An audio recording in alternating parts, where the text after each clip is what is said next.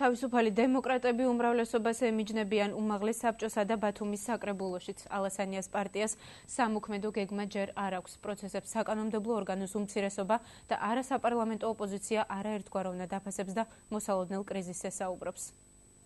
ის რომ მგელი და ცხვარი ერთად ვერ იძოვებს, ესეც ფაქტია. ქვეყანა და მთავრობა არის აშკარად კრიზისში. კრიზისის ორი კონოტაცია აქვს, დადებითის და უარყოფითის. კრიზისს ახედავ.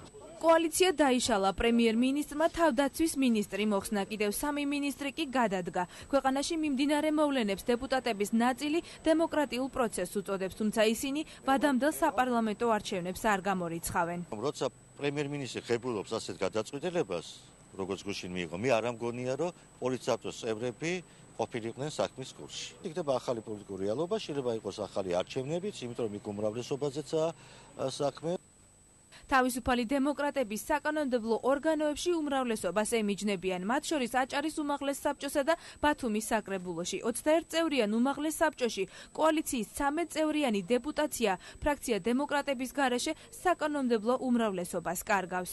საქართველოს პარლამენტს არ ემუქრება უმრავლესობის დაკარგვა, ხოლო აჭარის უმაღლეს საბჭოში კი შეიძლება შეიქმნას ის, რომ საფრთხის წინაშე უმრავლესობა დარჩება. არც ეს არა ტრაგედია. მე არ ვთვლი თავს ჯერჯერობით ოპოზიციონერად. ჩვენ ყოველთვის ერთი და იგივე პრინციპის მომხრე ვართ. ჩვენ გვაქვს ჩვენი ხედვები, ჩვენი გზა, ჩვენი მარშრუტი, რომელსაც თანმიმდევრულად გავყვებით ყოველთვის. უმაღლესი საბჭოს უმცირესობაში საუბრობენ, რომ სახელისუფლებო კრიზისი რეგიონზე უარყოფითად დაისახება. ესეთი ცვლილებები გამოიწვევს არასტაბილურობას ქვეყანაში. არასტაბილურობა პირველ რიგში აისახება ქვეყნის ეკონომიკაზე. ბიუჯეტი ერთ-ერთი მთავარი დოკუმენტია, რომელიც უნდა მიიღოს საქართველოს პარლამენტმა და აჭარის უმაღლესმა საბჭომ.